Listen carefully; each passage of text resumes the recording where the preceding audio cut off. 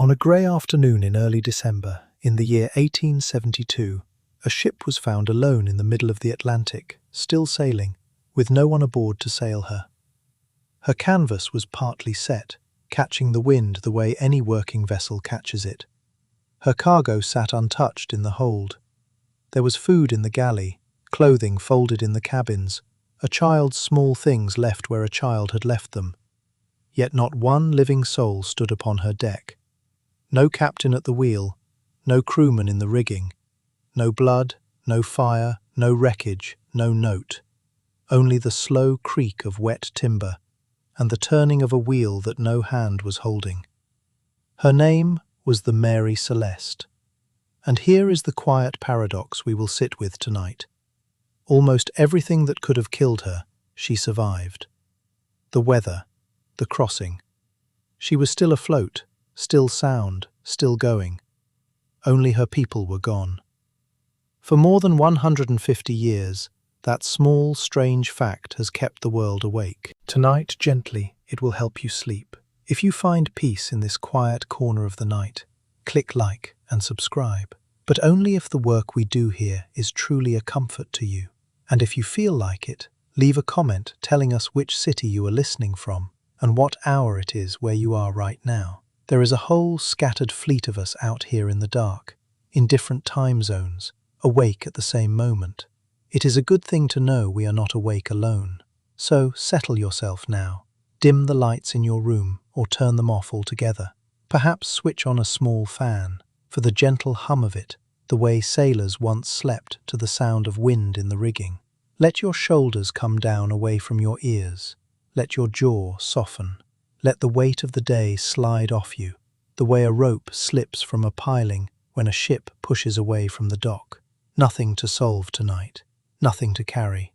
Breathe out, slowly, and let us begin. Our story does not truly begin with the empty ship. It begins with the men who found her. They were sailing aboard another vessel entirely, a Canadian brigantine named the Dei Gratia, which in Latin means, by the grace of God. She was nothing remarkable to look at, an ordinary cargo carrier, sturdy, weathered, and honest, commanded by a careful and unhurried master named David Reed Morehouse. She had left New York about a week behind the Mary Celeste, carrying petroleum bound for Gibraltar. And here is the first of the small coincidences this story is stitched together with. The two ships had been loaded in the same harbour, along the same stretch of waterfront, only days apart. Two crews, breathing the same cold river air, watching the same barrels swung down into the same dark holds.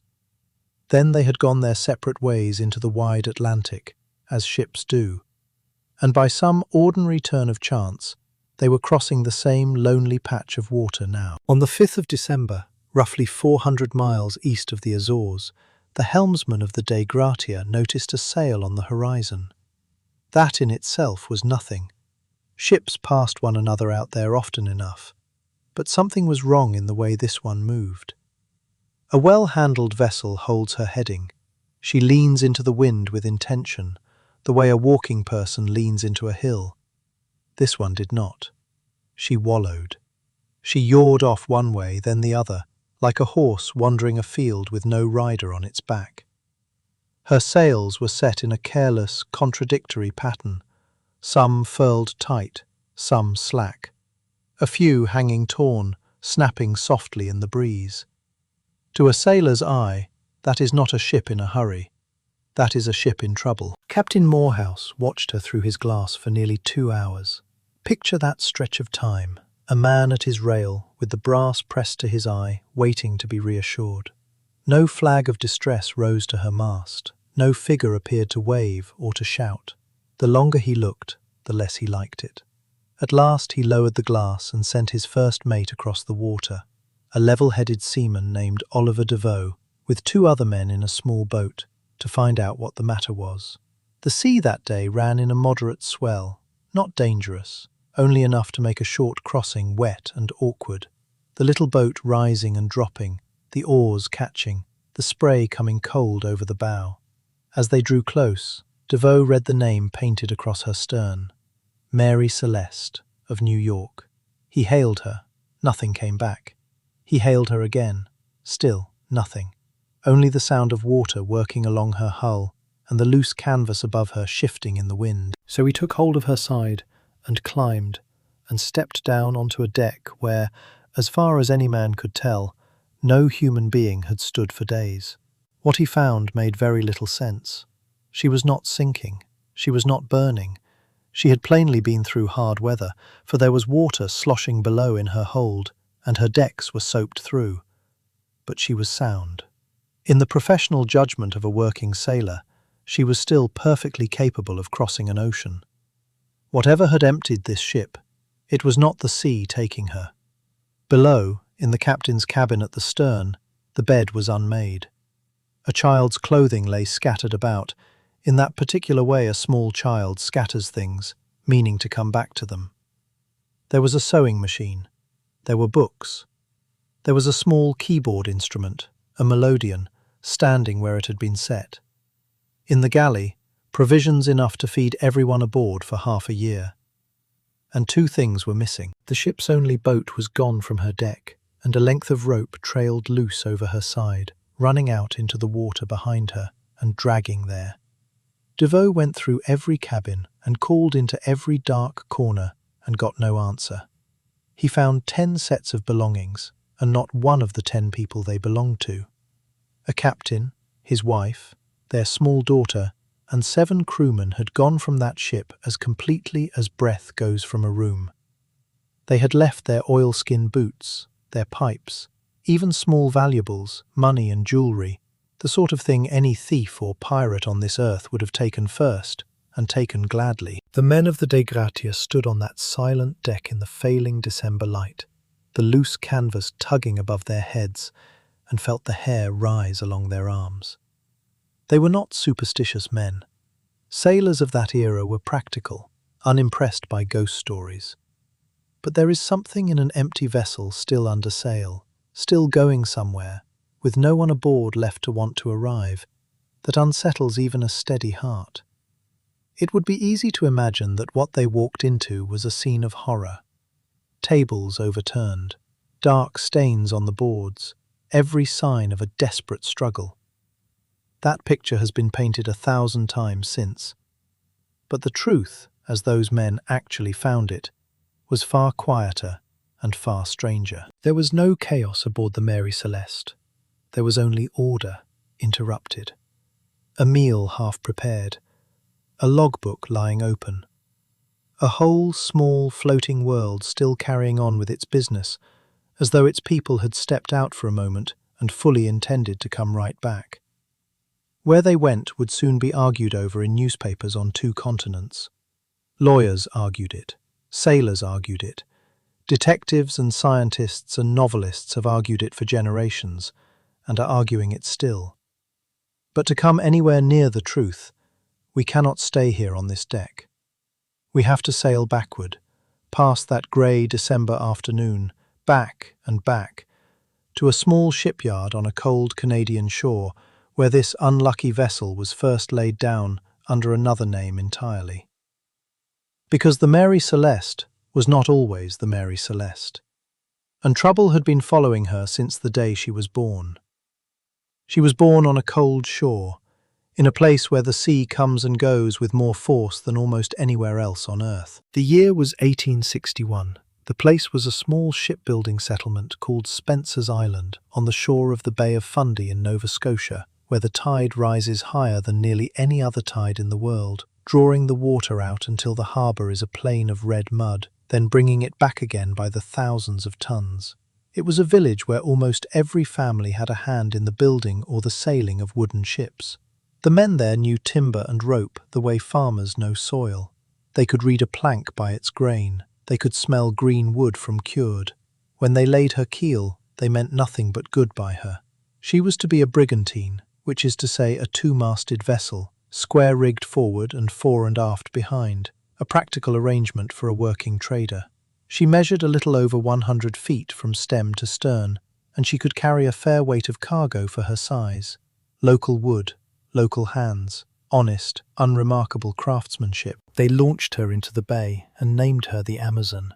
There was nothing cursed in her timbers. Understand that clearly, because so much of what came later depends on it.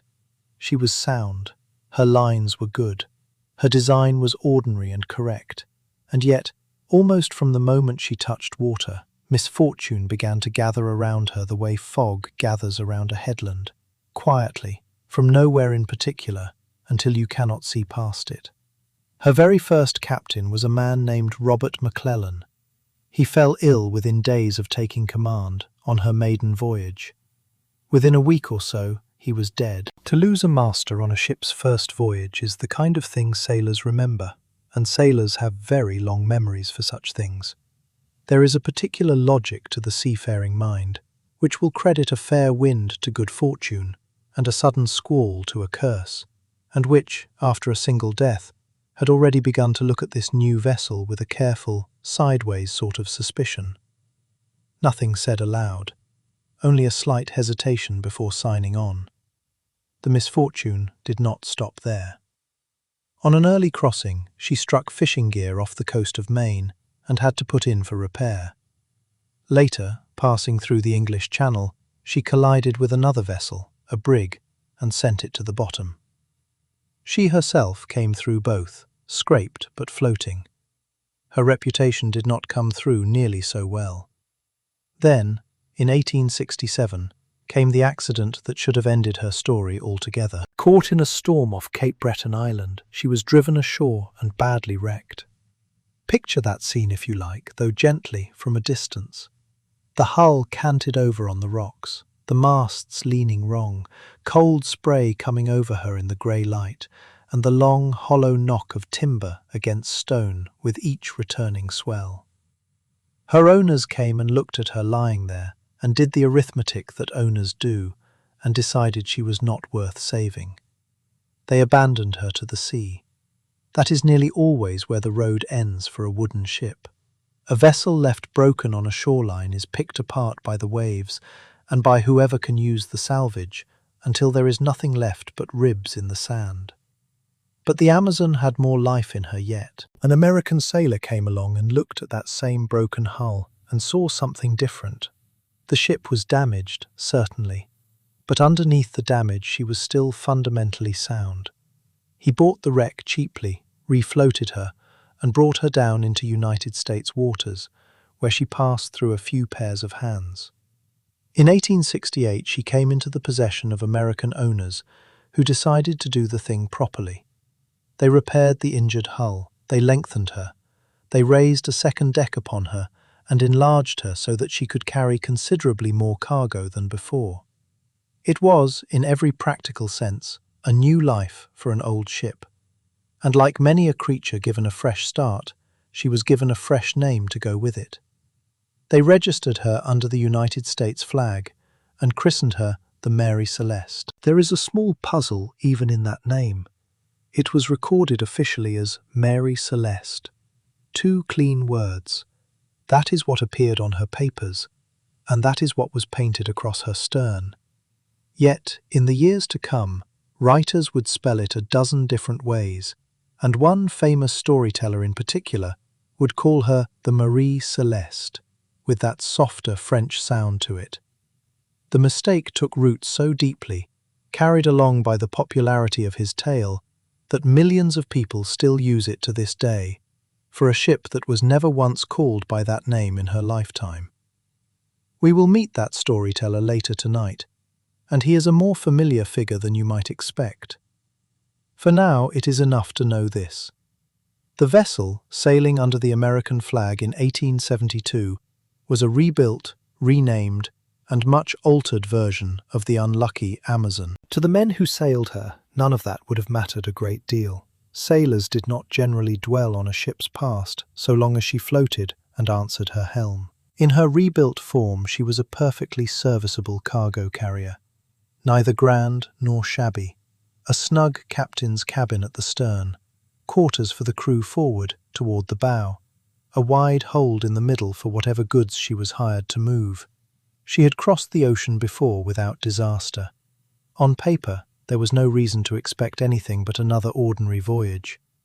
But ships, like people, carry their histories with them, whether or not anyone speaks of them. This one had been launched into a death. She had scraped through collisions. She had been wrecked, written off, abandoned on the rocks, and raised again under a borrowed name. By the autumn of 1872, she belonged to a small group of investors in New York. One of them would also command her on the voyage that made her famous. He was careful, he was religious, he was experienced. He trusted good seamanship and steady habits far more than he trusted luck, and he had no patience at all for superstition. His name was Benjamin Briggs, and to understand the heart of this mystery, we have to leave the ship for a while and come to know the man who stood at her wheel and the quiet New England town that made him. Benjamin Spooner Briggs was born in 1835 in the small coastal town of Wareham, Massachusetts, and grew up close by in a place called Marion on the southern shoulder of the state, where the land reaches out into the cold Atlantic. To be born in such a town in those years was very nearly to be born to the sea. The harbour was a thicket of masts. The talk in the kitchens and along the wharves was of voyages and cargoes, of storms survived and ports reached and men who did not come back. Salt in the air, tar and hemp on the breeze off the waterfront. The particular sound of rigging moving against wood in a night wind, which every child in that town would have fallen asleep to without ever once noticing it. Briggs came from a true sailing family, the kind in which the men went to sea as naturally as other men went to a workshop or a field. His father was a shipmaster, so were several of his brothers. The Briggs household was one of those New England families whose fortunes rose and fell with the tide, and whose sons learned the ropes in the most literal sense, almost as soon as they could cross a moving deck without falling. Young Benjamin took to it well. He was not a wild boy grown into a reckless man. By every account that survives, he was serious, steady, and deeply religious. A careful planner. A man who did not take foolish chances with other people's lives or his own. These were precisely the qualities that made a good shipmaster, in an age when a captain's judgment was the only thing standing between his crew and the bottom of the sea. By the time he reached his 30s, Briggs had years of command behind him. He had captained several vessels and sailed the long, hard routes across the Atlantic and into the Mediterranean. He had weathered the ordinary terrors of the sailing life, the gales, the dead calms, the sickness in close quarters, the slow, grinding weeks out of sight of land, when the horizon is the same in every direction and the only news is the weather. Among owners and among sailors alike, he had a reputation as a sober, reliable man, the sort you could trust with a valuable cargo and with a crew made of other men's sons. In a profession where drunkenness and brutality were common enough, Briggs ran a temperate ship and did not permit hard liquor aboard for the crew. That small fact tells us a great deal about the kind of order he kept, and it will matter later, when strangers who never met him begin inventing his final hours. He had also managed something not every sailor manages. He had built a settled and loving family life on the shaky foundation of a career spent almost entirely away from home. In 1862, he married Sarah Elizabeth Cobb, a minister's daughter, a thoughtful and well-educated woman who shared his faith and his temperament. Together, they had 2 children, a son, Arthur, and a daughter, Sophia Matilda. Briggs was devoted to them, and the long separations weighed on him the way they weigh on any man who keeps having to say goodbye at the same front door. Like many captains of his time, he solved that problem in the only way available to him. He brought his family along. This was not as strange as it may sound to us now. In the merchant trade of that era, it was fairly common for a master to turn part of the stern cabin into a small floating home and carry his wife and even his young children on long voyages. The captain's quarters aboard a vessel like the Mary Celeste could be made surprisingly comfortable.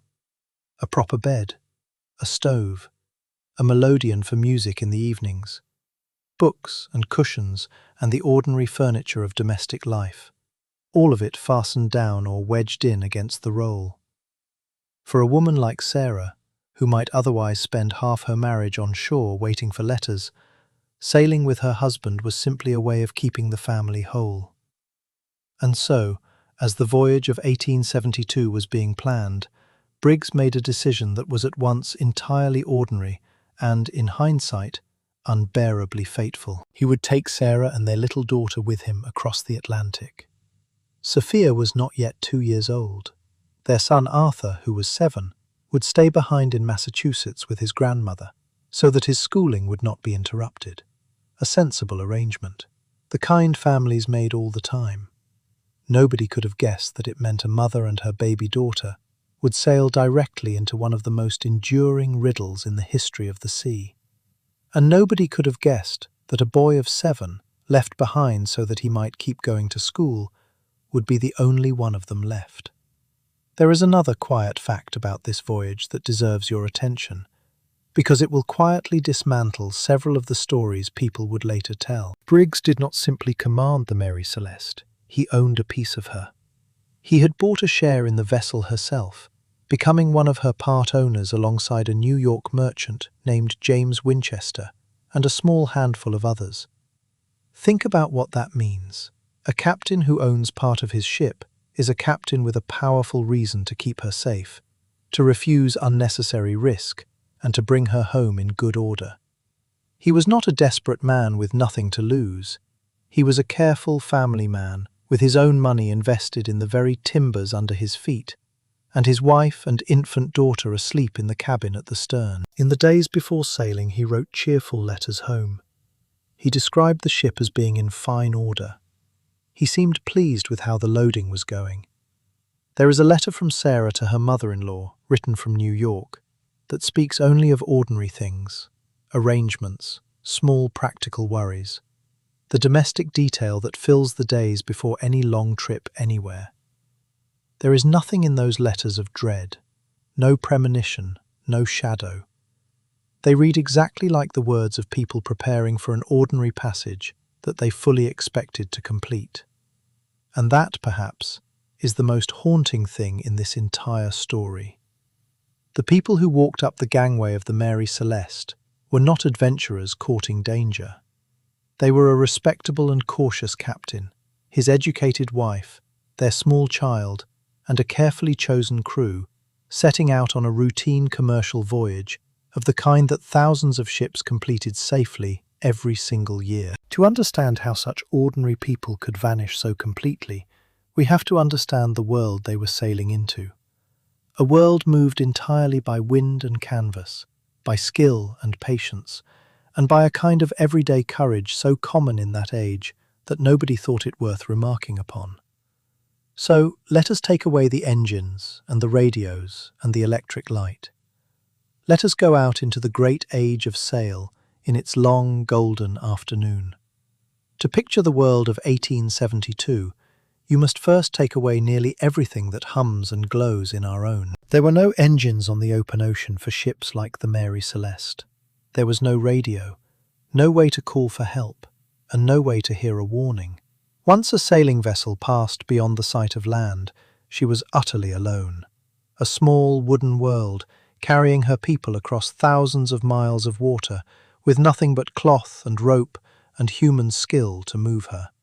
If something went wrong out there, no rescue could be summoned, because nobody ashore even knew where she was. This was the great age of sail in its late afternoon.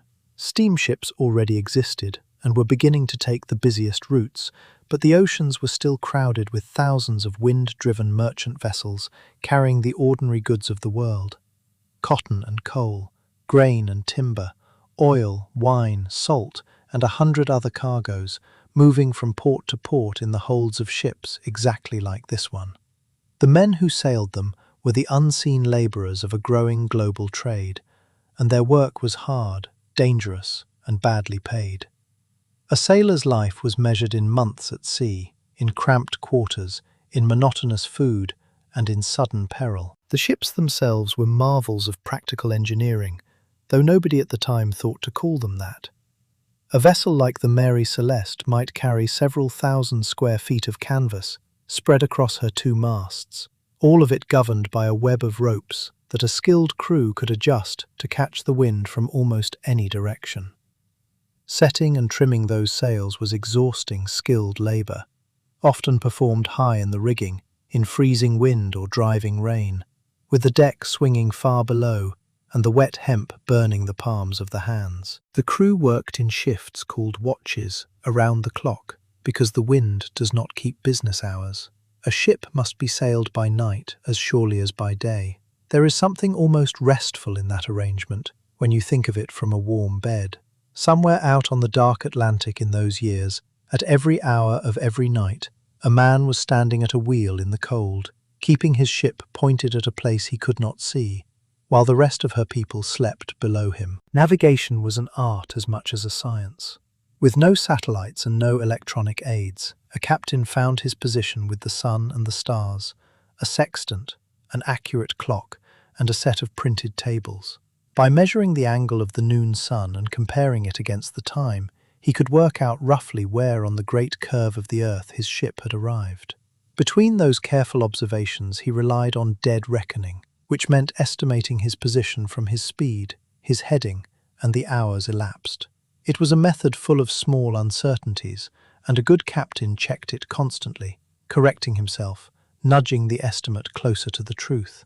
Briggs, by every account, was very good at it indeed. The dangers of that life were many and always present. Storms could rise with terrible speed, driving a ship onto rocks or simply overwhelming her with towering seas. Calms could trap a vessel for days or weeks, baking her crew under a white sun while the drinking water dwindled in the casks. Fire was a constant fear, for a wooden ship soaked in tar and loaded with flammable goods could burn to the waterline in minutes.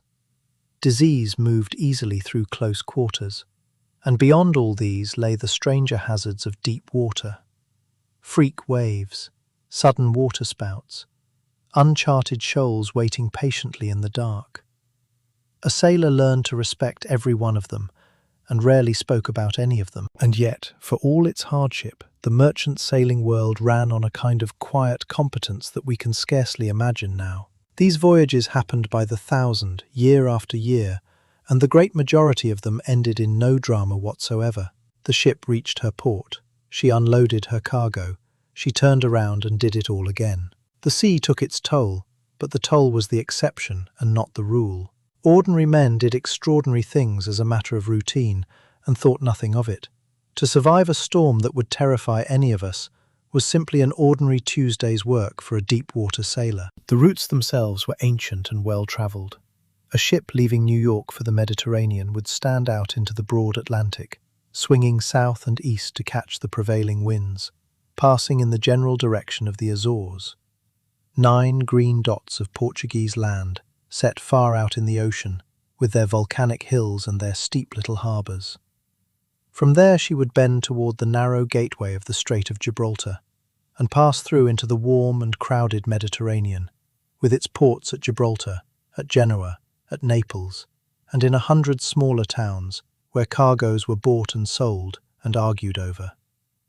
This was the path the Mary Celeste was meant to follow, a familiar highway of water that countless captains knew by heart. It is worth pausing here just for a moment to feel the loneliness of that highway. We live in an age when a person can be found almost anywhere on this earth within moments. In 1872, a ship in the middle of the Atlantic occupied a kind of pocket entirely outside the reach of the rest of mankind. Whatever happened aboard her happened in complete privacy, witnessed by no one but her own people, and recorded, if it was recorded at all, only in her log. And when those people were gone, the ocean kept their secret as thoroughly as a sealed room. That is the central reason this mystery has never been solved, and never can be. There were no outside witnesses. There could not have been. Everything that came afterward, every court, every theory, every book, every argument across 150 years, has been an attempt to reason backward from an empty deck. Into this enormous, silent, wind-driven world, the Mary Celeste was about to sail. She would carry her captain, his wife, his baby daughter, 7 crewmen, and a hold packed full of one particular and rather dangerous cargo. To understand what could possibly have driven 10 people off a perfectly sound ship in the middle of an ocean, We need to look very closely at what she was carrying and at how she was loaded in the noise and smoke of the port of New York. Because the answer to the whole mystery may well have been sitting quietly in her hold the entire time. So let us go down to the waterfront now, in the autumn, and watch her take it aboard. In the autumn of 1872, the harbour of New York was one of the busiest places on earth. The waterfront bristled with masts, a whole leafless forest of them, as ships from every corner of the world crowded the piers to load and unload. Steam tugs nosed among the sailing vessels, trailing black smoke. Carts rattled over wet cobbles, stevedores shouted and shouted again. And the air carried that particular mingled smell of a great port in the 1800s. Salt water and tar, coal smoke, horses, wet rope, coffee and spice and fish, all of it braided together into the single warm scent of commerce. It was here, at a pier on the East River, that the Mary Celeste lay taking aboard the cargo that would carry her name into legend. That cargo was alcohol, but not the kind any person would care to drink. She was loaded with 171 barrels of crude industrial alcohol, sometimes called denatured alcohol, bound for Genoa in Italy, where it would be used in the fortifying of wine and in various manufacturing trades. A perfectly ordinary commercial shipment. The sort of thing that crossed the Atlantic constantly, in vessel after vessel, without anybody thinking twice about it. But it is a detail of enormous importance to our mystery, and I want you to hold on to it gently as we go. Alcohol of this kind is both flammable and volatile. It gives off fumes. Those fumes can accumulate in an enclosed space and, under the right conditions, ignite. A hold full of it was, in a very quiet way, a hold full of danger, sitting in the dark below the feet of everyone aboard, breathing out something invisible. The barrels held one more small clue, though nobody would understand it for a very long time. Most of them were made of white oak, a hard, tight-grained wood that holds liquid faithfully. But a number of them, around 9, were made of red oak. Red oak is more porous. It is more likely to weep and to leak. When the ship was finally examined, long after the voyage was over, those 9 red oak barrels were found to be empty. Their contents had seeped or evaporated away somewhere along the road. Whether they leaked during the crossing itself, filling part of the hold with invisible, flammable vapour, is one of the central questions of this entire affair. We will come back to it later tonight, and when we do, a great many things may quietly fall into place. The loading took several days. Through them, Captain Briggs went about the ordinary business of preparing a ship for a long ocean passage. He saw to the provisioning, laying in food and fresh water enough to last his people something like 6 months, far more than the voyage itself should ever require. This was simple prudence. A careful captain always planned for delays, for calms, for storms, for the unexpected shape that any crossing might take. The galley was stocked, the water casks were filled and sounded, the ship's stores were checked and stowed and checked again. Everything about these preparations speaks of a methodical man making ready for a routine trip. Nothing in them speaks of a man expecting trouble. And it was during these harbour days that the 2 ships at the centre of our story stood briefly side by side. The Dei Gratia, under Captain Morehouse, was loading her own cargo of petroleum at a nearby pier, also bound for the Mediterranean. The 2 captains knew one another. Indeed, by some accounts, they dined together on the evening before the Mary Celeste sailed. Sit with that image for a moment, because it is one of the strangest in the whole story, and it is strange in a very quiet way.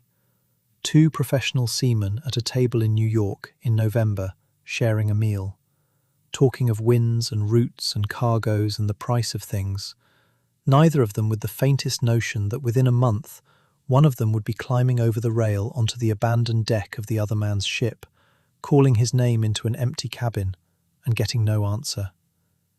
It is the kind of small, ordinary coincidence that history loves to fasten upon afterward and to make look like fate. Sarah Briggs and little Sophia came aboard in these last days, settling into the captain's cabin at the stern, which had been arranged as comfortably as a small shipboard home could be.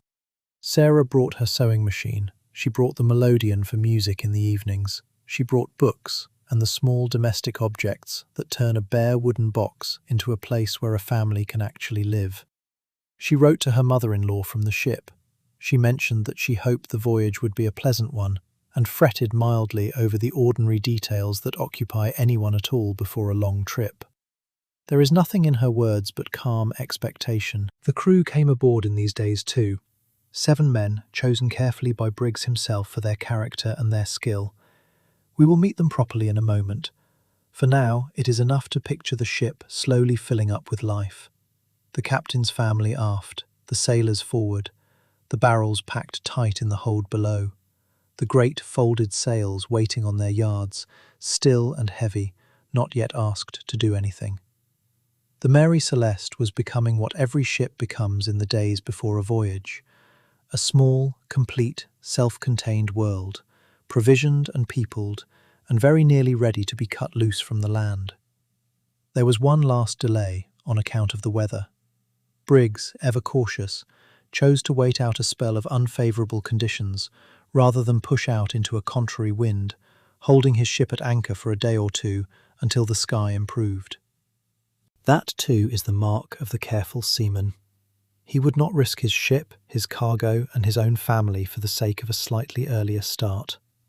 When the weather settled, he was ready, and on the 7th of November, the Mary Celeste at last prepared to leave the harbour and begin her crossing. The cargo in her hold would turn out to be one of the great silent characters in this drama. For 100 years and more, people searching for an explanation would imagine pirates and monsters and murder and things rising from the deep, while the truth very possibly was sitting exactly where it had always been, down in the dark, in the barrels, breathing. But before we follow her out past the harbour mouth, we should know the people who sailed her, not as names in a court document, but as men with hands and habits and homes somewhere.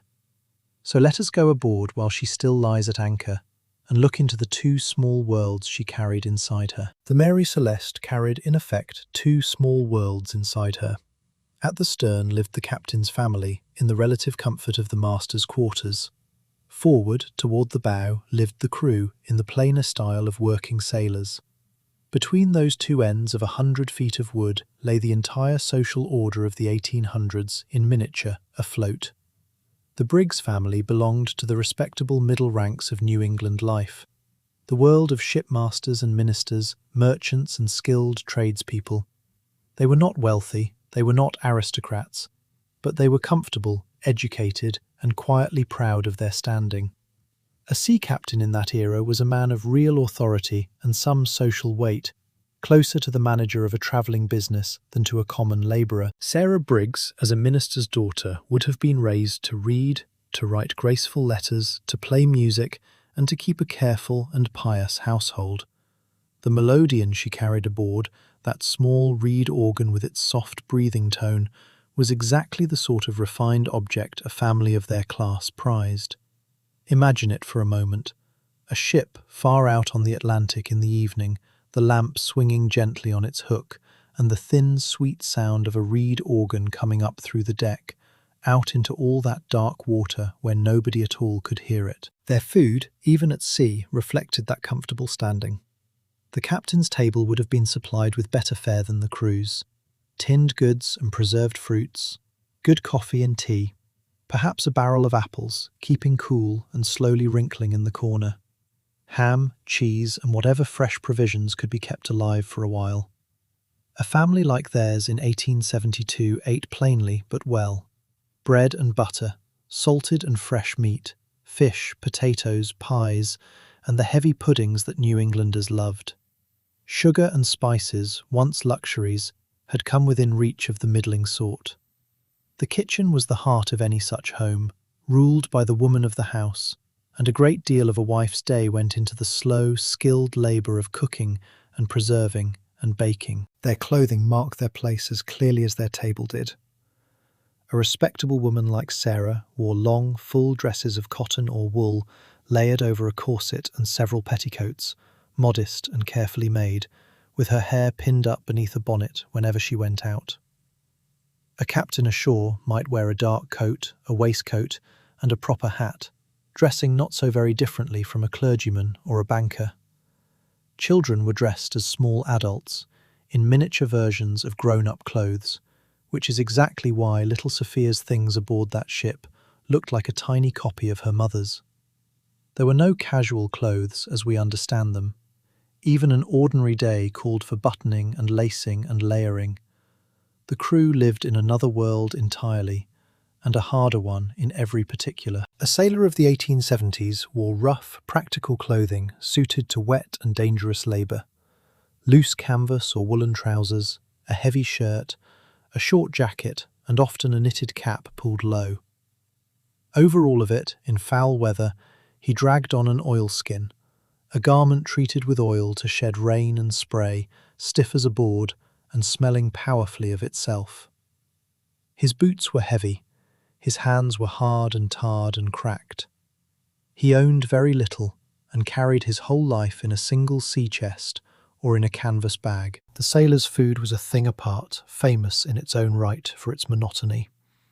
The staples of the forecastle were salt beef and salt pork, preserved in brine and boiled into something a man could get down, along with hardtack, a dense dry biscuit baked so hard it had to be soaked before it could be chewed at all.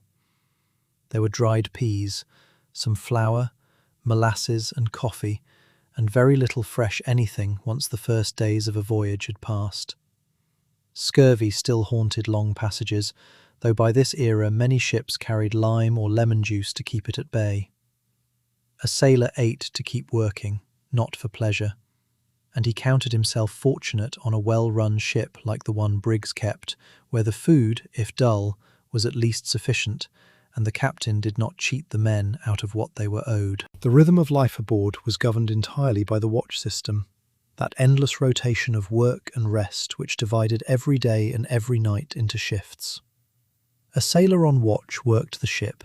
He hauled lines, took his turn at the wheel, kept lookout, mended gear.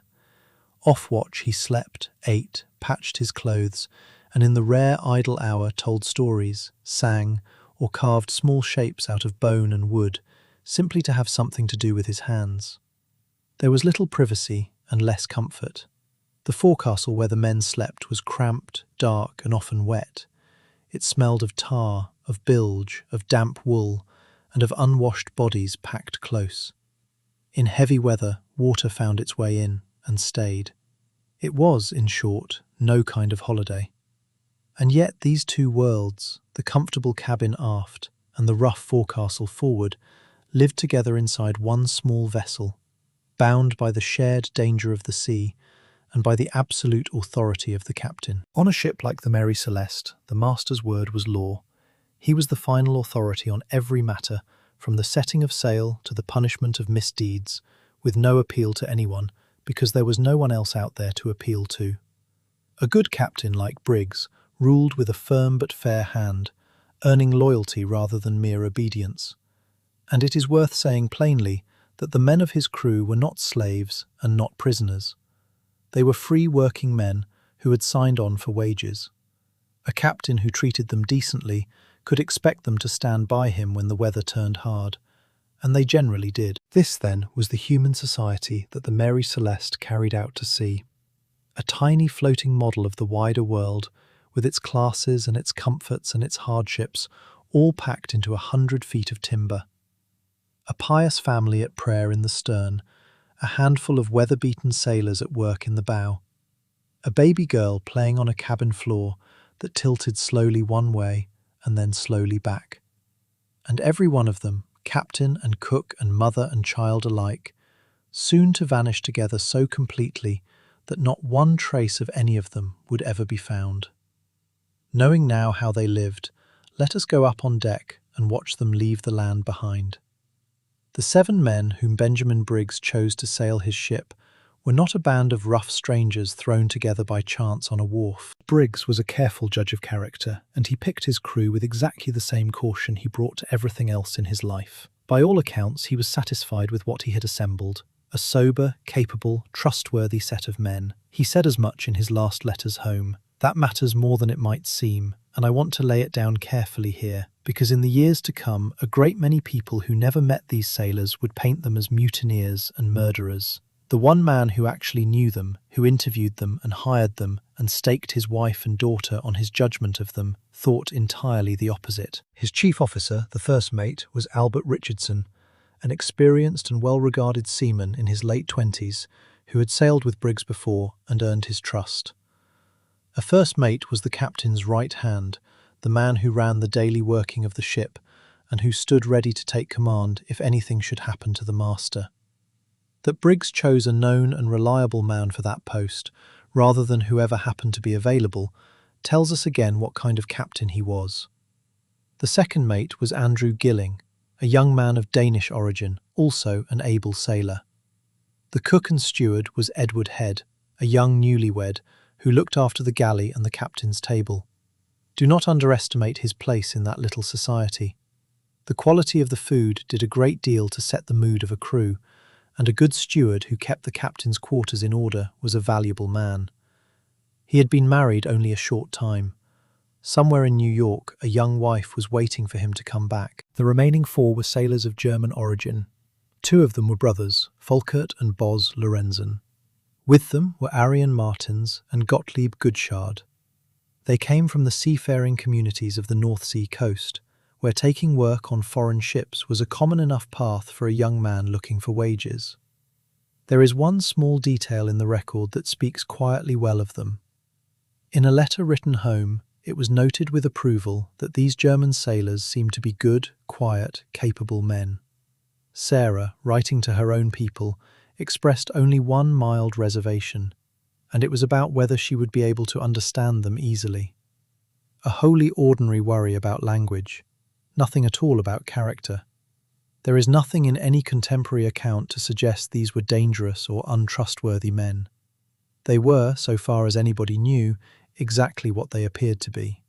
Hard-working foreign sailors, taking honest work on an American ship, sending money home. So here was the full company of the Mary Celeste, 10 souls in all, Captain Benjamin Briggs, his wife Sarah, their daughter Sophia, who was not yet 2 years old, the first mate Richardson, the second mate Gilling, the cook Head, and the 4 German seamen, a cross-section of the maritime world of their day, all of them bound together for a crossing to Italy. None of them, we may be quite sure, gave a single thought to the possibility that they were sailing into history.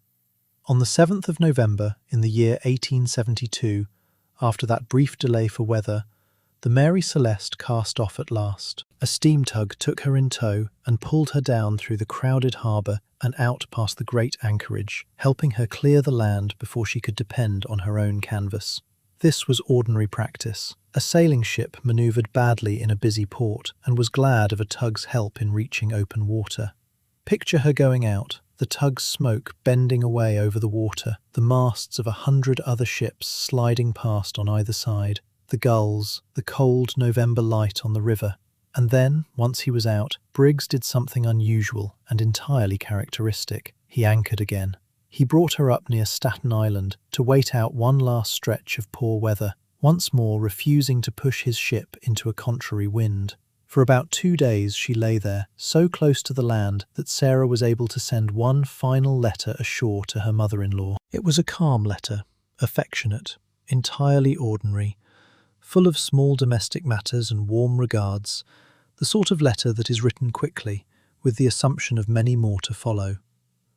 Those were the last words anyone on land would ever receive from any soul aboard that ship. When at last the weather turned favourable, the anchor came up for the final time.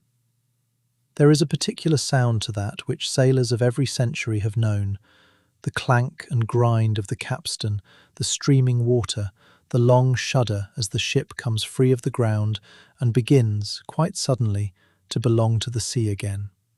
The sails filled.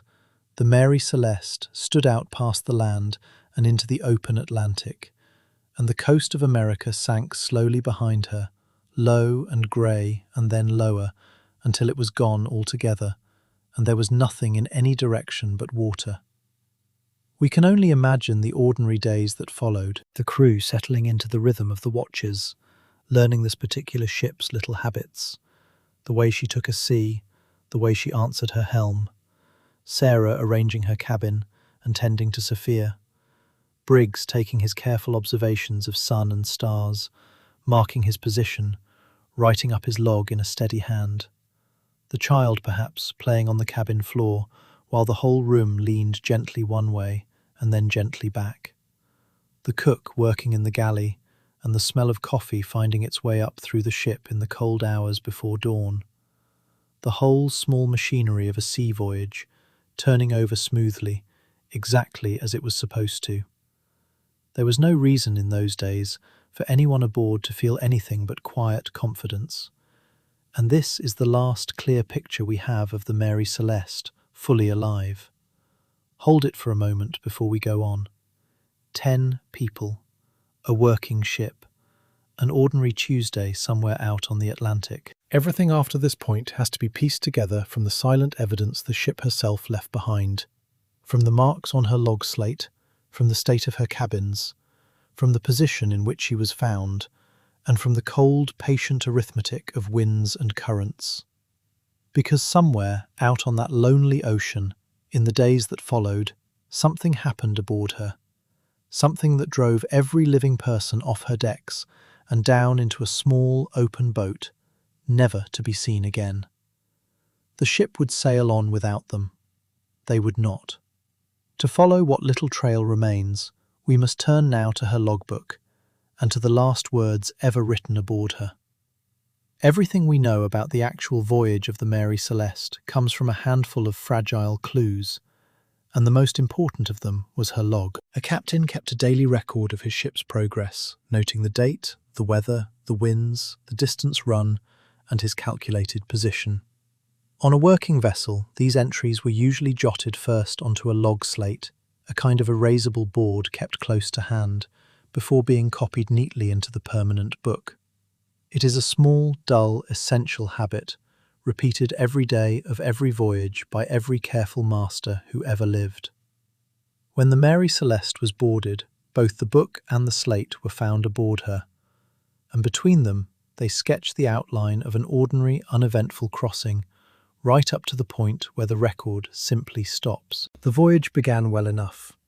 After the American coast fell away behind her, the ship worked out into the Atlantic and settled onto the familiar eastward road. The early entries describe the sort of mixed weather any November crossing brings.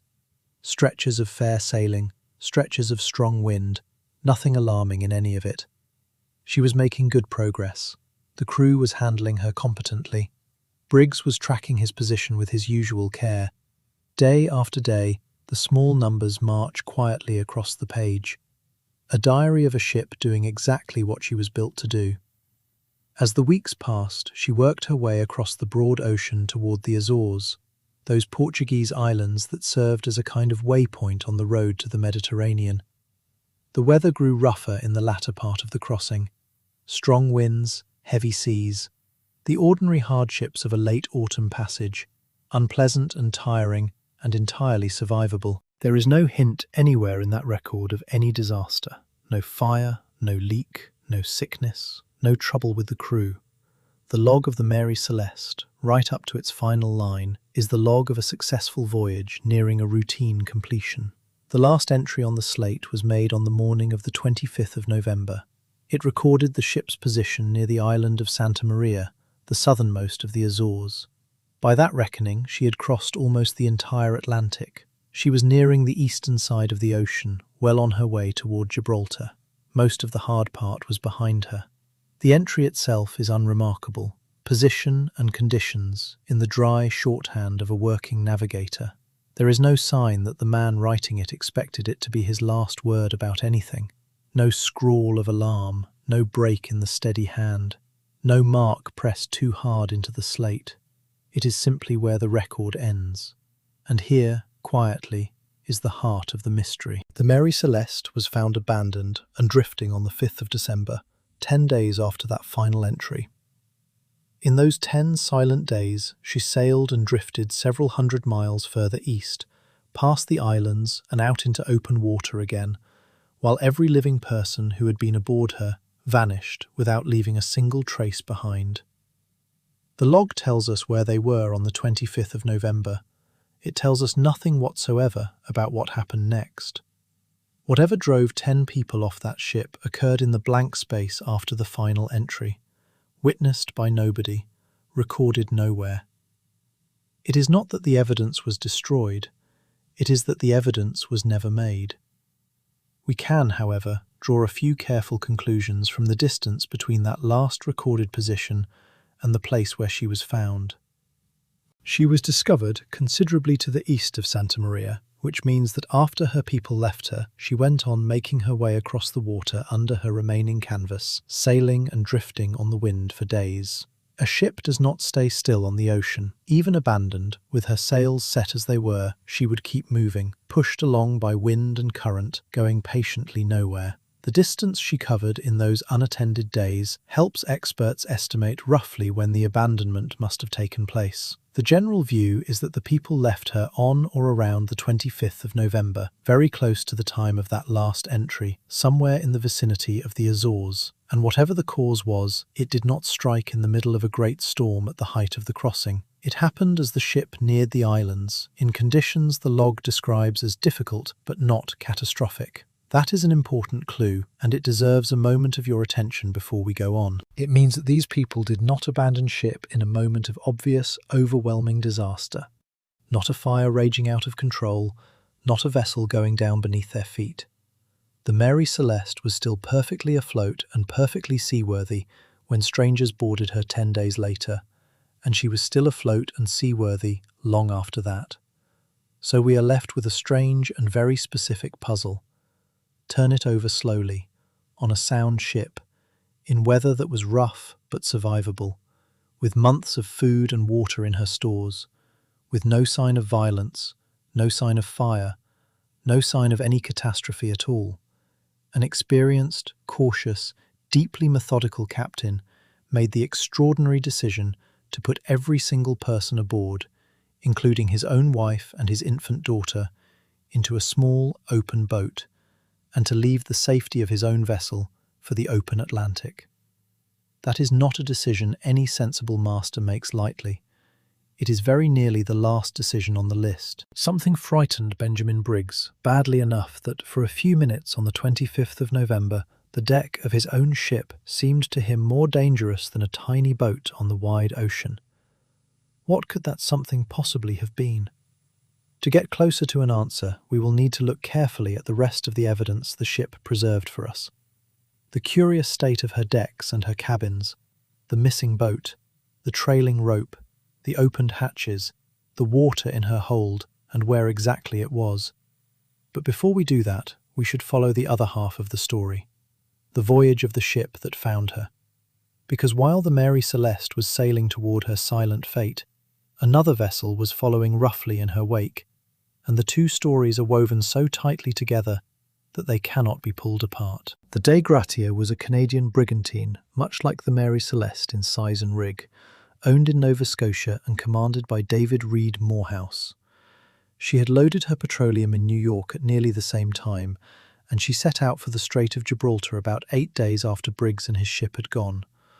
Morehouse, like Briggs, was an experienced and respectable shipmaster. The two men were acquainted, and that acquaintance, harmless as it was, would later cause a great deal of trouble, because suspicious minds would begin to wonder whether the connection between the two captains was entirely innocent. On the face of it, there was nothing strange about it at all.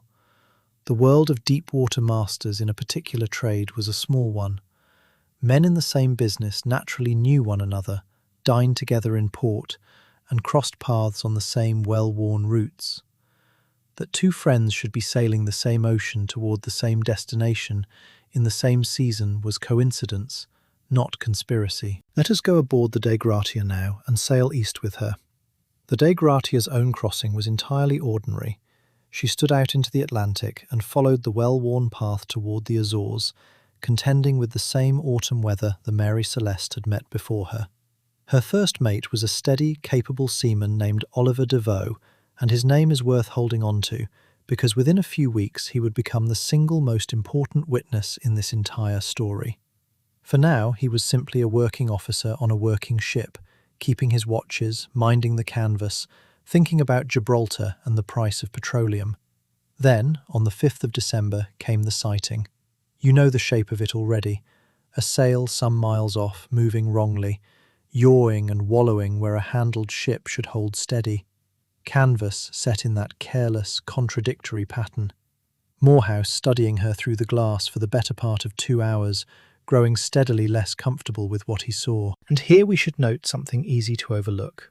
Morehouse was not merely curious. A vessel in that state was either in distress or abandoned, and either way, the law and the long custom of the sea required a passing ship to render assistance and to find out which. Sailors have always understood that the ocean gives no second chances, and that the help you offer today is the help you may need offered to you. So he sent Devoe across with 2 men, and Devoe climbed aboard and called out and got nothing back, which left the men of the Dei Gratia standing in a remarkable situation. Here was a sound, valuable ship, fully laden with cargo, drifting empty on the open ocean. Under the maritime law of salvage, a crew that found and saved an abandoned vessel was entitled to claim a reward, a share of the value of the ship and her cargo, in return for bringing her safely into port. This is an ancient principle, and a sensible one. It exists to encourage sailors to take real risks in order to save imperiled ships and goods that would otherwise be lost to the sea entirely. So the find was, for these men, 2 things at once: an astonishing mystery and a potential fortune. But claiming that fortune would not be simple, and it would carry a heavy cost in suspicion that none of them could have foreseen. To bring the Mary Celeste to port, Morehouse would have to divide his own crew. He would need to send some of his men aboard the abandoned ship, while keeping enough hands to work the Dei Gratia. That is a serious matter. It left both vessels short-handed for a winter crossing to Gibraltar. And short-handed is not a small word at sea. It means fewer men on every rope, fewer men awake in the dark, less margin if the weather turns. Morehouse weighed it carefully. The reward was tempting. The risk was genuine. In the end, he decided to attempt it. He put his first mate Devoe in charge of the Mary Celeste, along with 2 other crewmen. 3 men. 3 men to sail a ship that normally carried a full complement of 8.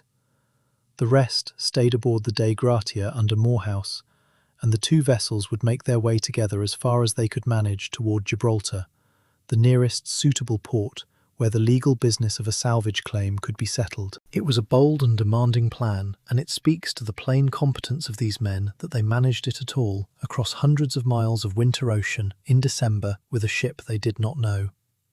That decision to claim salvage, however, would later become the seed of something ugly. When the strange tale of the abandoned ship reached the authorities at Gibraltar, certain minds leapt at once to a sinister explanation. What if the men of the Dei Gratia had not found her abandoned at all? What if they had boarded her by force, murdered her people, and invented the whole story of an empty vessel in order to claim the reward? Consider the cruelty of that. The very law written to encourage honest rescuers had now turned their good fortune into the motive for a crime. Do the right thing at sea and stand accused of murder for having profited by it. That suspicion would be pressed hard by a particular official at Gibraltar, and it would hang over these innocent men for a very long time. But all of that lay ahead of them still. For now, the 2 ships set off together across the eastern Atlantic. The Dei Gratia and her silent companion, with 3 men aboard the Mary Celeste working day and night to keep her on course. And before they parted in the rough weather of that crossing, Devoe had an opportunity no later investigator would ever have. He was the first man to search the abandoned ship thoroughly, to walk her decks, to open her cabins, to see with his own eyes exactly how her vanished people had left her. What he found in that careful search is the closest thing we possess to direct evidence. So let us go aboard with him now, quietly, and look. He was a practical, observant seaman, and he searched her both to understand what had happened and to judge whether she could be saved. The account he later gave under oath sweeps away most of the wild stories that grew up afterward and replaces them with a set of plain, strange, and very specific facts. The first thing he established was that she was deserted. He went below. He called out into the dark. He searched every cabin and every compartment and found no one, living or dead. No bodies, no blood, no sign of violence or struggle anywhere aboard. The cabins were in some disorder, with belongings scattered about and water having gotten in, but it was the disorder of weather and of hasty departure, not the disorder of a fight. Whatever had happened here, it had not been a massacre. The people were simply gone. The state of the ship herself was the great puzzle. She was wet, but she was not sinking. There was water in the hold, by Devoe's estimate around 3.5 feet of it, which sounds alarming until you understand that a vessel of her size could carry that comfortably and float on for weeks. The pumps were in working order, though one had been taken apart, perhaps in the act of sounding the well to measure how much water was down there. She had clearly been through rough weather. Some sails were torn or missing. Her rigging showed the strain of a hard passage. But in Devoe's professional judgment, she was perfectly seaworthy. He had no doubt whatsoever that she could be sailed to port, and he proceeded to prove it by doing exactly that. In the captain's cabin, the evidence of an interrupted life was quiet and clear and difficult to look at. The bedding damp and disturbed, personal effects lying about, Sarah's melodeon still there, books, the small belongings of a household, the child's things scattered the way a small child scatters things, and nothing of value had been taken. There was money aboard, there was women's jewellery, and the small treasures any family carries. Precisely the things a thief or a pirate would have seized in the first 30 seconds. All of it untouched. Whoever had left this ship had not been plundering her. The galley told the same story as the cabin. Ordinary life simply stopped. There were ample provisions aboard, food and water enough for many months. The cooking gear was somewhat in disarray, with pots and supplies shifted about, but that is easily explained by rough weather, which will toss anything loose around a galley and leave it lying wherever it happens to land. And here we must pause, gently, to take away one of the most famous images in this entire story. Later tellings would describe a breakfast still warm upon the table, half-eaten eggs, tea still steaming in the cups, a meal interrupted so suddenly that the people seem to have evaporated between one bite and the next. It is a wonderfully eerie picture, and it is entirely an invention. Devoe described nothing of the kind, not warm food, not steaming tea, not a laid table. A good ghost story, as we will see later tonight, has never once allowed a shortage of evidence to slow it down. What was actually there was a working galley, knocked about by weather, with the stores intact. The most telling discoveries were up on deck, and they concerned the ship's boat. The Mary Celeste had carried a single small boat, a yawl, and it was gone. More than that, the way it was gone mattered enormously. It did not appear to have been torn away by a wave or smashed off its chocks. A section of the railing had been taken down, or was down, in a manner entirely consistent with a boat being lifted over the side deliberately, in an orderly fashion, by people who had time to do it properly. And trailing in the water behind the ship was a length of rope, frayed at the end, made fast to the vessel and running out astern. That rope became one of the great clues of this case, and it is worth sitting with for a moment. It suggests that when the boat went into the water, it was tied to the ship, not cut loose, not set adrift, tied on, as though the people getting into it fully intended to remain attached to the larger vessel, as though they were not leaving her at all, but only stepping away from her for a little while. And at some point, that rope parted. There were other small signs of a hurried but not a panicked departure. The ship's papers were missing. The captain's navigation instruments were missing, but the logbook itself remained aboard. Think about what that combination means. It is precisely what you would expect if Briggs, leaving in a great hurry but still with his wits about him, had snatched up his most important documents, along with his chronometer and his sextant, the tools by which a man finds his way across open water, while leaving the heavy, bulky logbook where it lay. People in the grip of blind, animal panic do not pause to collect their navigation gear. The pattern of what was taken and what was left behind describes a departure that was urgent, yes, but still in some real measure orderly and deliberate and thought about. Somebody was making decisions. Somebody was planning to need those instruments again. Then there is the last detail, and to my mind the strangest of them all. Two of the ship's hatches, the heavy covers over the openings down into the hold, were found off, lying on the deck, leaving the hold open to the air. Why would anyone open the hold of a ship carrying flammable cargo in rough weather and leave it standing open? One answer fits the whole scene with a neatness that is almost uncomfortable. Somebody opened those hatches on purpose, to let out a dangerous build-up of fumes. Hold that thought carefully as we go on.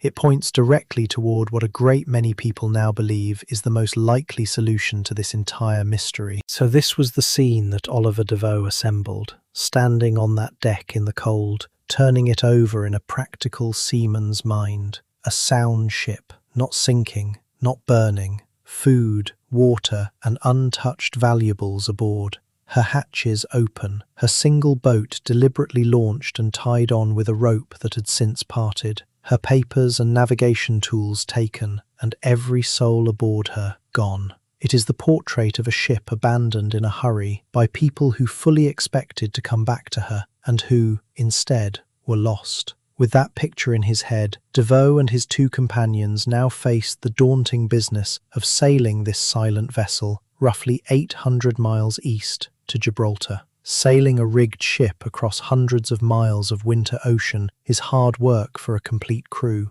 Doing it with 3 men is a feat that few sailors in any century could manage. They had to do everything that 7 or 8 men would normally share between them. Steer and hold the course. Set and trim and shorten sail as the weather demanded. Pump out the water gathering below. Keep watch by day and by night, and snatch whatever sleep they could in the gaps, which were few and short and interrupted. With so few hands, there was no comfortable rotation of watches.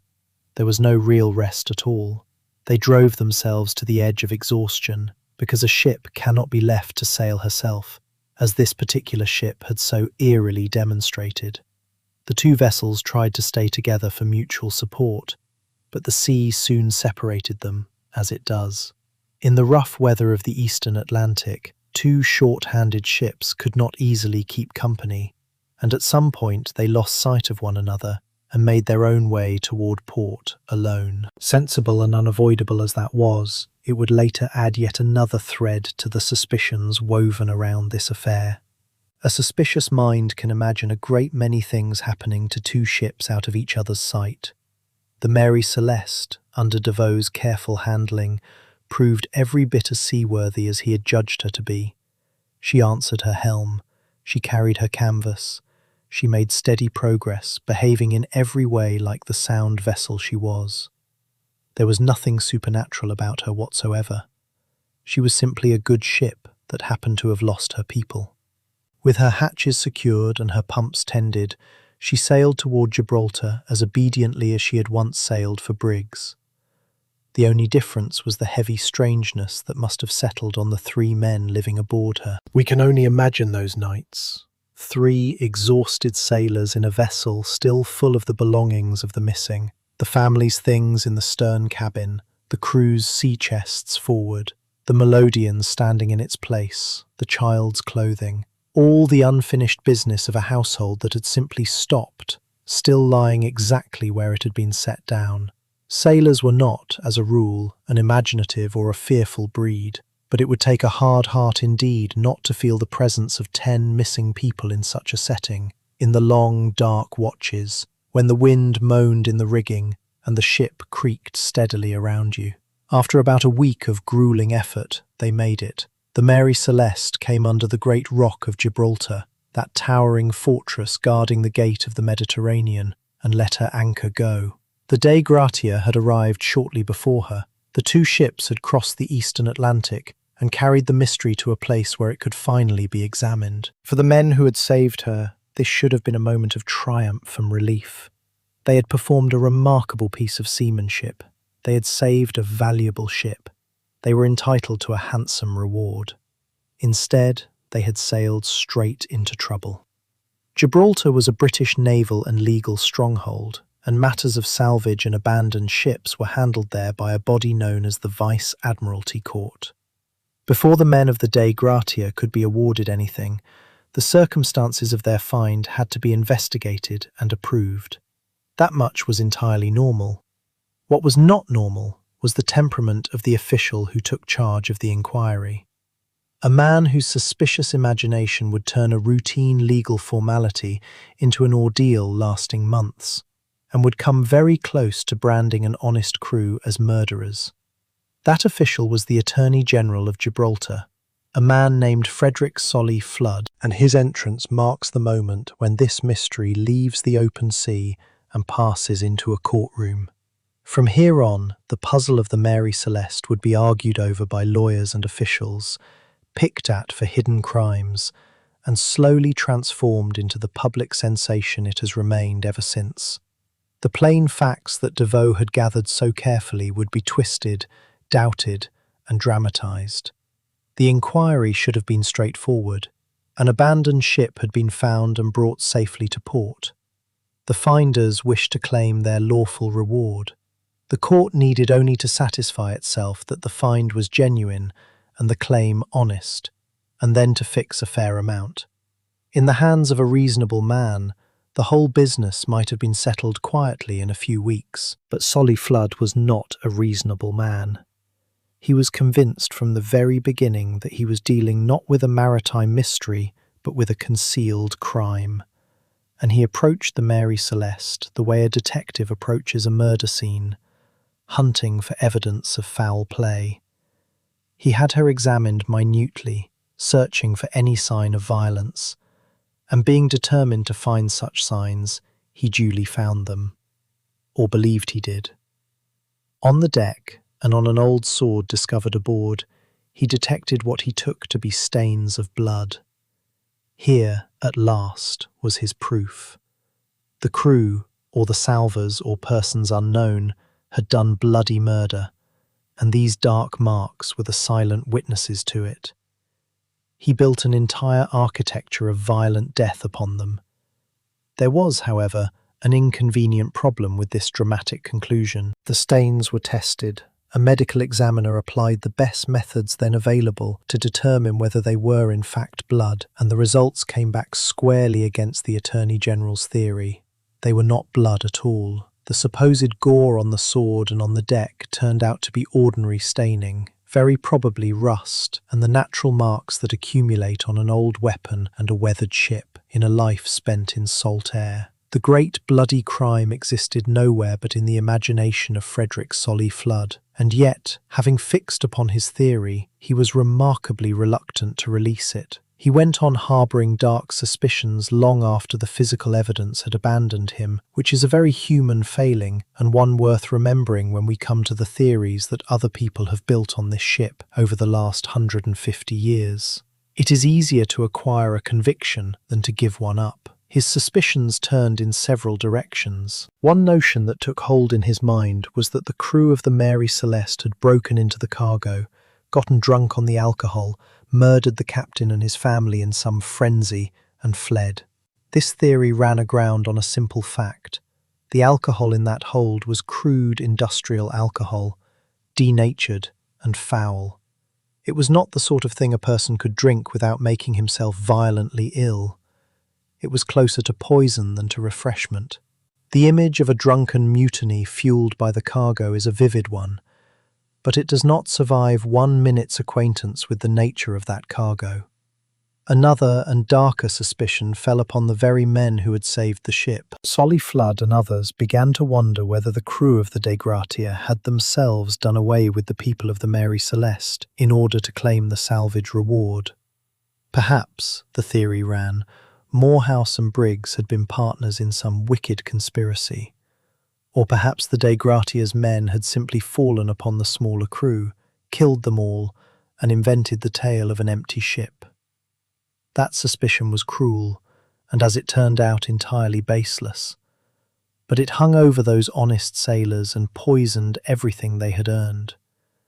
They had performed a difficult rescue. They had risked their own lives and their own ship, and in return they found themselves treated very nearly as suspects in a murder, in a foreign port, far from home, unable to leave until strangers decided what they were. The inquiry dragged on for many weeks, far longer than such a matter should ever have taken.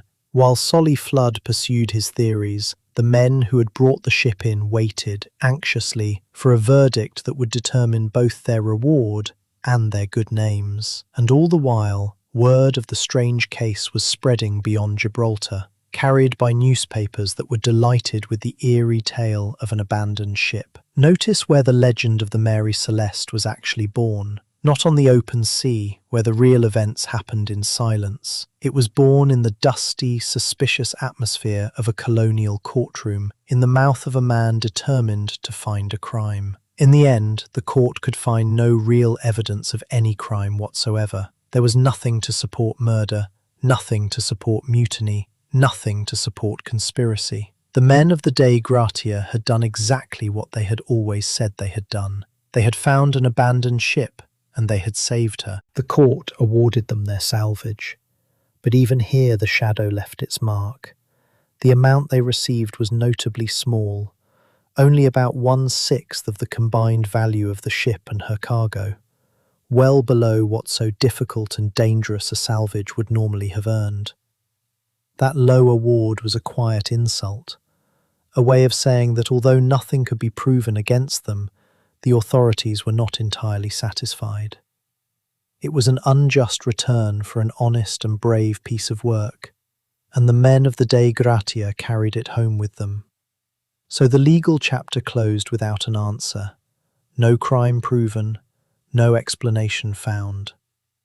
The ship was eventually returned to her owners and put back into service, as ships are. And the mystery, far from being settled, had only deepened and spread. The newspapers had their hold on it now, and the public appetite for a good, unsolved riddle did the rest. Which brings us, with the courtroom behind us and the facts as clear as they will ever be, to the question everyone has always asked. What actually happened aboard the Mary Celeste? It is time to take the theories one at a time, gently, and see which of them can stand. And at the end of them, waiting quietly, there is an answer that fits every strange fact at once. Let us begin with the wildest ideas and set them down softly, because they have nothing to recommend them but their entertainment value.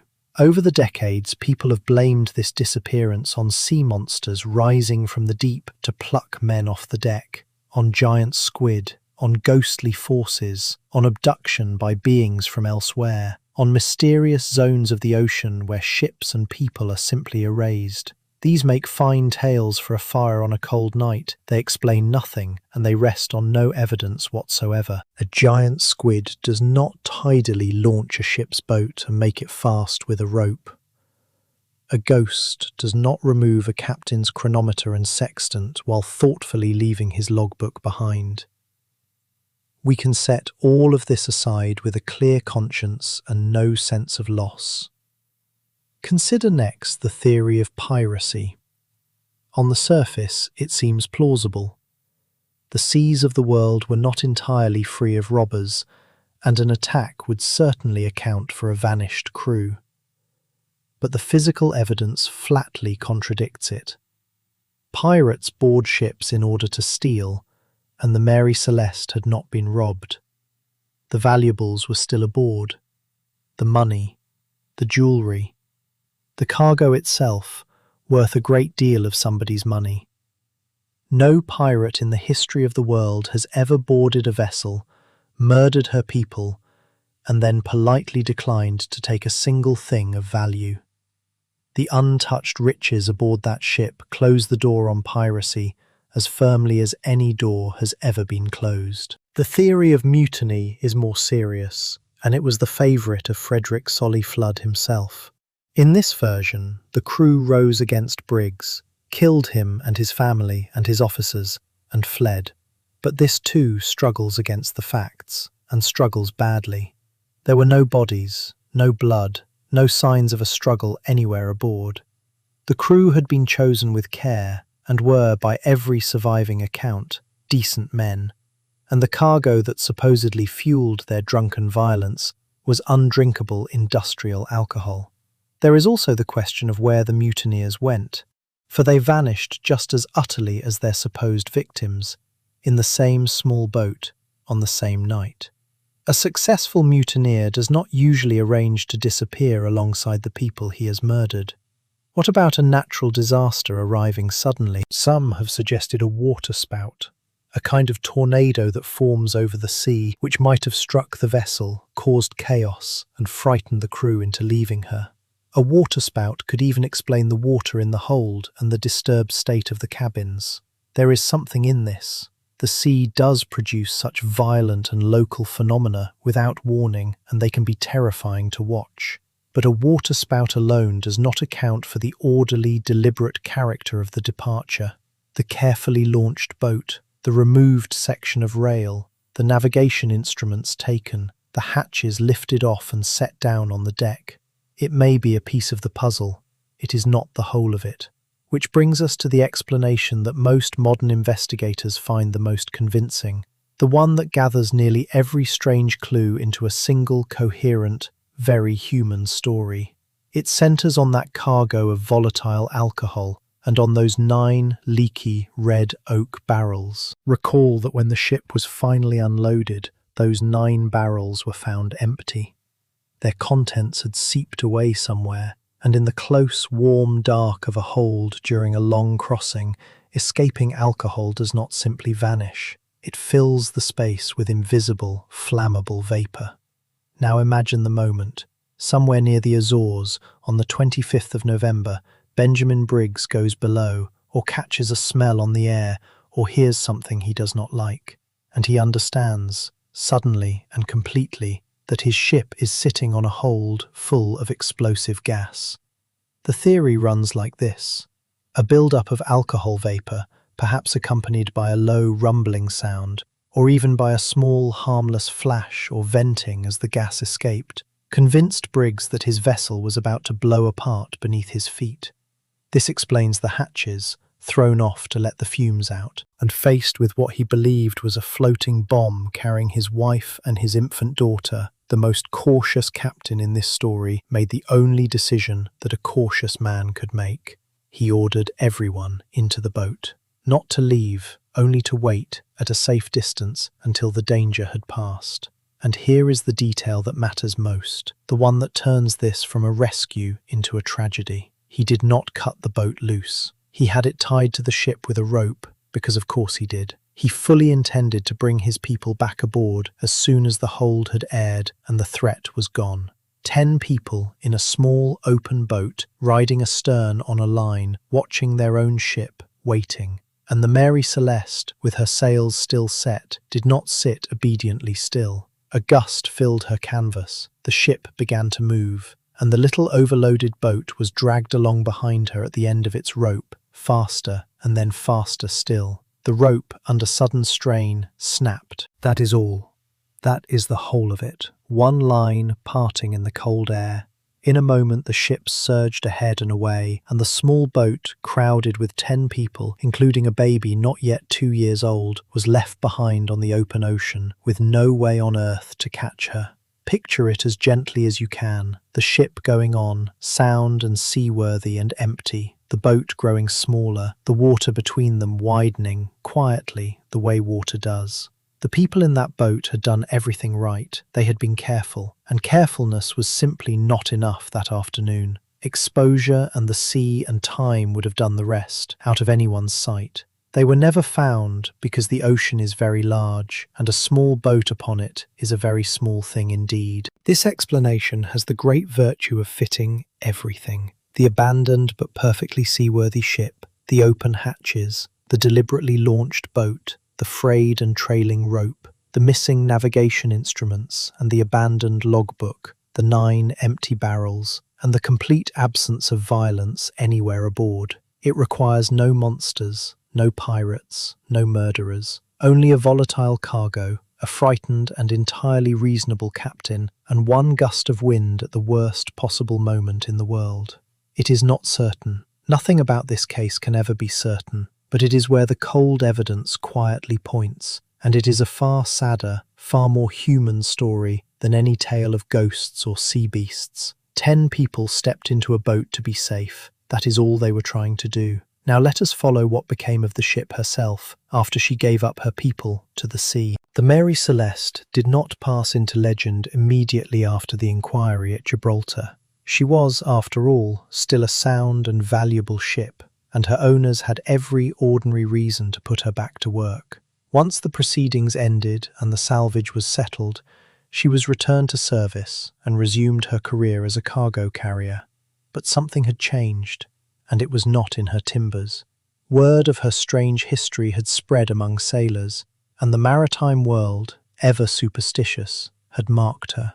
She was an unlucky ship now, a vessel touched by something no one could name. From this point on, she struggled to escape the shadow of her own story. She changed hands repeatedly over the following years, passing from owner to owner, and never staying long with any of them. Sailors were reluctant to sign aboard her. No seaman likes a ship with a reputation, and a vessel from which an entire crew had vanished carried about as bad a reputation as a ship can carry. She failed to make money for her successive owners, dogged by notoriety and perhaps by simple commercial bad luck. The old misfortune that had shadowed her since her days as the Amazon seemed to cling to her still, as though she had never quite shaken off whatever the sailors had whispered about at her very first launching. Her end, when it finally came, was neither mysterious nor accidental. It was sordid, and it was entirely deliberate. In 1885, the Mary Celeste came into the hands of an owner who, together with a captain named Gilman Parker, devised a scheme to defraud the insurers. The plan was crude and old as commerce itself. Load the ship with a cargo falsely described as far more valuable than it really was.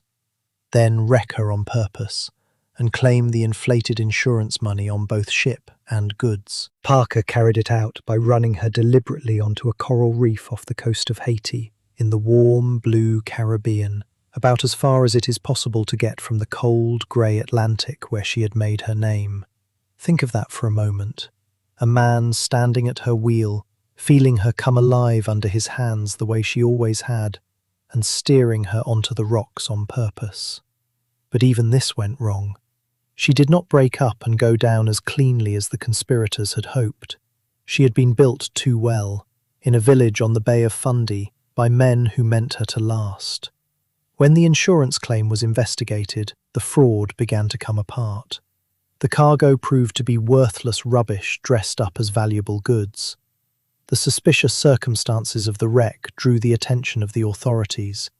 The conspirators were brought to trial, and the scandal of the deliberate wrecking became public knowledge. There is a grim little footnote to the affair. It was said that the men involved met unhappy ends soon afterward, including Captain Parker himself, who is reported to have died not long after the trial. To the superstitious, this seemed only fitting. One final proof that the Mary Celeste destroyed those who mistreated her. To the rest of us, it is simply the ordinary, untidy way that a sad and dishonest scheme plays itself out. Either way, it was an ignoble end.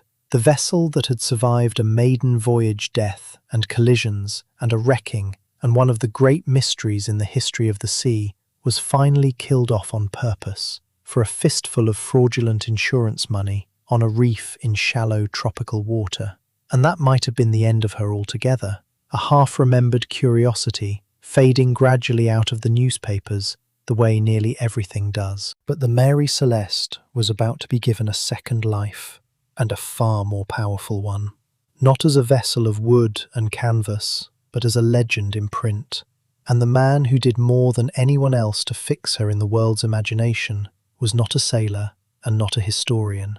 He was a young and as yet entirely unknown doctor with a gift for storytelling. His name was Arthur Conan Doyle. In 1884, before the real ship had even met her end on that reef, the young Conan Doyle, who would later give the world the great detective Sherlock Holmes, published a short story inspired by the mystery. It was presented as the supposed eyewitness statement of a survivor of the abandoned ship, a man named Habakkuk Jeffson. Conan Doyle was writing fiction, and he reshaped the facts freely to suit his dramatic purposes, as fiction is entitled to do. He invented a tale of revenge and murder aboard the vessel. He filled the gaps with vivid and entirely imaginary detail, and he produced a gripping yarn that bore only the loosest possible relationship to anything that had actually occurred. Two things about that story proved enormously influential, and both are still with us tonight. First, he changed the ship's name. He called her the Marie Celeste, with that softer French spelling, instead of Mary Celeste, which is what was painted on her stern and written on her papers.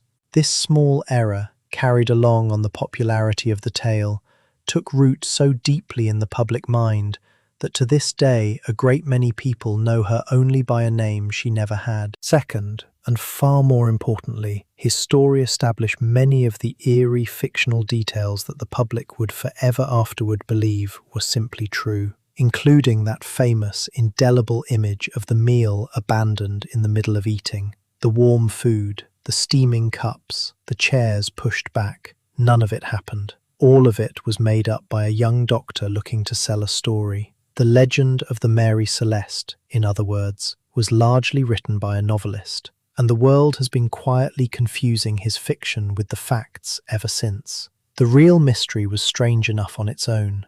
What grew up around it was stranger still, and much less true. More than 150 years have passed since she was found drifting and empty in the eastern Atlantic, and in all that time, the world has never quite let her go.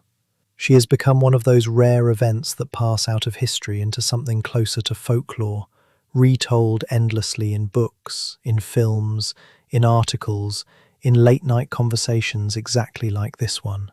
Her name has become a kind of shorthand for any baffling and total disappearance. Few ordinary cargo voyages of the 1870s are remembered at all. This one is remembered everywhere. So let us close, gently, by asking why, and by being honest about what we can and cannot ever know. Part of the answer lies in the peculiar completeness of the mystery. Most disappearances leave something behind: a body, a wreck, a witness, a final cry for help carried over the water. The Mary Celeste left behind almost the opposite. She left behind everything except her people. The ship survived, the cargo survived, the food, the clothing, the jewellery, the melodeon, the child's small scattered things, even the logbook itself, all of it survived. Only the human beings were gone, and gone so cleanly that not one trace of any of them was ever recovered. There is something deeply unsettling in a disappearance that takes the people and leaves their world intact, as though they had been quietly lifted out of a scene that simply carried on without them, the lamp still swinging, the wheel still turning. The other part of the answer lies in who they were. This was not a ship of hardened adventurers courting danger. It was a careful, decent captain, his educated and gentle wife, their baby daughter, and a crew of ordinary working men, all of them setting out on a routine voyage, and all of them swallowed up together. The presence of the mother and the small child gives this story a tenderness that a tale of rough sailors alone would never have. We feel the loss of that little family in a way that the statistics of shipwreck can never convey. The mystery is not only strange, it is sad, and the sadness is what has kept it alive.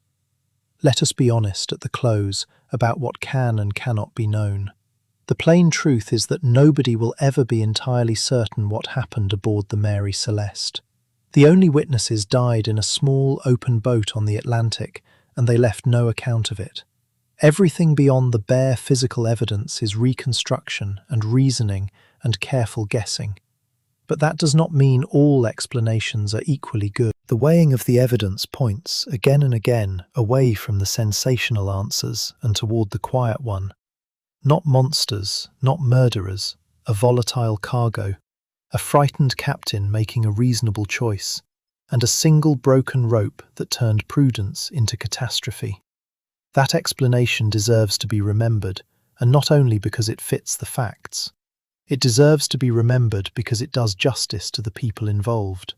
For more than a century, the lurid theories have effectively accused decent men of murder and mutiny, and turned the loss of an innocent family into a horror story for entertainment.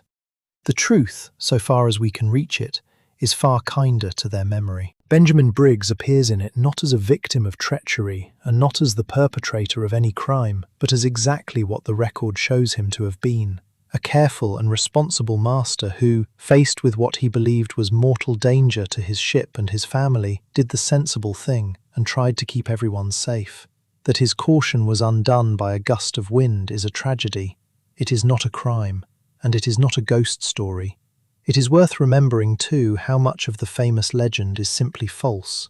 The warm meal left half-eaten, the steaming cups of tea, the name spelled Mary Celeste, all the ghostly embellishments. Every one of those came from storytellers, and above all from that young doctor with his vivid imagination, and not from any investigation of anything. The real evidence, gathered by a practical sailor on a cold December deck, is stranger in some ways and plainer in others, but it has the considerable merit of being true. The mystery does not need the false trimmings. A sound and empty ship and 10 vanished souls is remarkable enough on its own. In the end, she endures because she sits at a perfect meeting point of the knowable and the unknowable. We know almost everything about the ship. We know almost nothing about the final hours of her people. We can reconstruct the most likely sequence of events with real confidence, and yet we can never quite close the case. We can never quite fill in that blank space after the last log entry on the 25th of November. She is a mystery with an answer that is probably right, and that can never be proven. And there is something about that particular kind of puzzle that the human mind finds almost impossible to set down. We want the one final certainty that the sea will never give us. So the empty ship sails on through our imagination, as she once sailed on through the real Atlantic, with no hand at her wheel. She carries with her the memory of a careful captain, a gentle mother, a small child, and 7 working sailors. Ordinary people caught up in an extraordinary fate. She reminds us how vast and indifferent the ocean can be, how thin the line is between safety and disaster, and how a single small decision, made for the very best of reasons, can lead to a loss that goes on echoing for centuries.